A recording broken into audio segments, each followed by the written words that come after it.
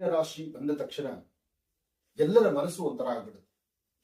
ನನ್ನ ರಾಶಿ ಹೇಗಿರ್ಬೋದು? ಮೀನ ರಾಶಿಗೆ ರಾಷ್ಟ್ರಾಧಿಪತಿ ಗುರು ಚೆನ್ನಾಗಿದ್ದಾನೆ.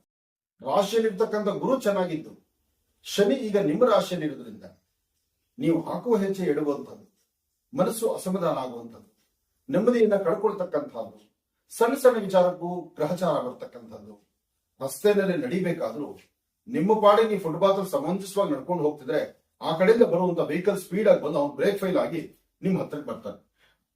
ಹಾಗಂತ ಭಯಪಡಬೇಕಾದಿಲ್ಲ, ಯಾವಾಗೂ ನಡೆಯಲ್ಲ ಇದು ಮೊದಲೇ ವರ್ಷಫಲ ಅಂತ ಹೇಳಿದ್ರೆ.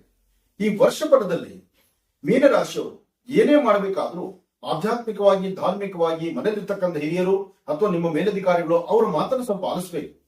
ಆದ್ರೆ ಮೀನರಾಶಿಯವರ ಮನಸ್ಸಿನ ಸ್ಥಿತಿ ಹೇಗಪ್ಪ ಅಂದ್ರೆ ನಾನು ಹೇಳಿದಾಗೆ ಆಗ್ಬೇಕು. ನಾನು ಹಾಕೋ ಗೆರೆ ಬೇರೊಬ್ಬರು ದಾಟಬಾರದು, ನಾನು ಇನ್ನೊಬ್ಬರಿಗೆ ದುಡಿಯಲ್ಲ, ನನ್ನ ಗೆರೆ ನೀನು ಬರಬಾರದು. ಈ ಪ್ರಕಾರವಾದಂತಹ ಮನಸ್ಥಿತಿ ಇರುತ್ತೆ. ಆದ್ರೆ ಅದನ್ನ ಹೊರತುಪಡಿಸಿ ಅದನ್ನ ದಾಟ್ಕೊಂಡು ಹೊರಗಡೆ ಬಂದ್ರೆ ಹೆಚ್ಚಿನ ಫಲಗಳನ್ನ ಸಿದ್ಧಿಪಡಿಸ್ಕೊಳ್ತೀವಿ. ಇವತ್ತು ತಾಯಿ ಭುವನೇಶ್ವರಿ, ರಾಜರಾಜೇಶ್ವರಿ, ಶಕ್ತಿ ದೇವತೆ, ಹಾಗೆ ಇವತ್ತು ನಿಮಗೆ ಇಷ್ಟವಾಗಿರ್ತಕ್ಕಂಥ ದೇವರ ದರ್ಶನ ಮಾಡಿ ಬೇವು ಬೆಲ್ಲವನ್ನ ನಿಮ್ಮಿಂದ 4 ಜನಕ್ಕೆ ಹಂಚಿ. ಸಾಧ್ಯವಾದ್ರೆ ಯಾರು ತುಂಬಾ ನಿರ್ಗತಿಗಳಿರ್ತಾರಲ್ಲ, ಕಷ್ಟದಲ್ಲಿರ್ತಾರಲ್ಲ, ಅವರ ಬಡತನದ ರೇಖೆಯಲ್ಲಿರ್ತಾರಲ್ಲ, ಅಂತಹವ್ರನ್ನ ನೋಡಿ ಒಂದಿಷ್ಟು ಅನ್ನದಾನವನ್ನು ಮಾಡಿ ಅಥವಾ ಒಂದು ವಸ್ತ್ರದಾನವನ್ನು ಮಾಡಿ. ಸಾಧ್ಯವಾದ್ರೆ 4 ಹುಣ್ಣಿಮೆ ಎಲ್ಲಾದ್ರೂ ಒಂದು ಶಿವಾಲಯಕ್ಕೆ ಬಂದು ಶಿವ ಸಾನ್ನಿಧ್ಯದಲ್ಲಿರ್ತಕ್ಕಂಥ ರುದ್ರನಿಗೆ ಹೇಳುವಂತ ರುದ್ರಾಭಿಷೇಕವನ್ನ ಕಣ್ತುಂಬಿಸಿಕೊಂಡು ಅಲ್ಲಿ ಒಂದು ವಸ್ತ್ರವನ್ನ, ವಿಶೇಷವಾಗಿರ್ತಕ್ಕಂಥ ಗೋಕ್ಷೀರವನ್ನ, ಒಂದಿಷ್ಟು ತಂಡಲ ಅಂದ್ರೆ ಅಕ್ಕಿಯನ್ನು, ಇದೆಲ್ಲವನ್ನು ಸಹ ಶಿವ ಸಾನ್ನಿಧ್ಯಕ್ಕೆ ಹೋಗಿ ಪ್ರಾರ್ಥನೆ ಮಾಡಿದ್ರೆ ಹೆಚ್ಚಿನ ಫಲಾಫಲಗಳನ್ನ ತಾವು ಸಿದ್ಧಪಡಿಸ್ಕೊಳ್ತೀವಿ.